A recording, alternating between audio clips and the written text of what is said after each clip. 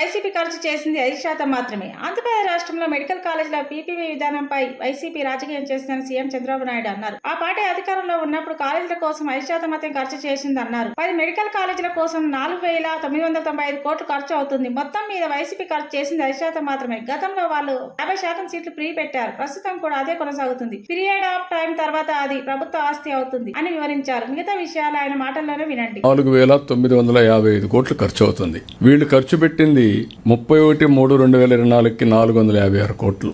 ఇంకా కావాల్సింది 4,500 కోట్లు కావాలి. 5% ఖర్చు పెట్టారు. అన్ని హాస్పిటల్ ఖర్చు పెట్టి హాస్పిటల్ రాజశేఖర బొమ్మలు పెట్టారు సార్. ఖర్చు పెట్టి ఇవన్నీ కూడా అది అయిన తర్వాత మీరు చూస్తే నేను వచ్చిన తర్వాత 512 కోట్లు ఖర్చు పెట్టాం. ఇప్పుడు కూడా 3,987 కోట్లు, 4,000 కోట్లు కావాలి. రెండోది ఎవ్రీ ఇయర్ 1,500 కోట్లు కావాలి. 10 కాలేజీలకి 150 కోట్లు చొప్పున 1,500 కోట్లు కావాలి. 1,500 కోట్లు ఎవ్రీ ఇయర్ ప్లస్ ఇప్పుడు 5,000 కోట్లు అంటే 2,000 కోట్ల రూపాయలు, ఒక 4,000 కోట్లు ఖర్చు పెట్టాలి.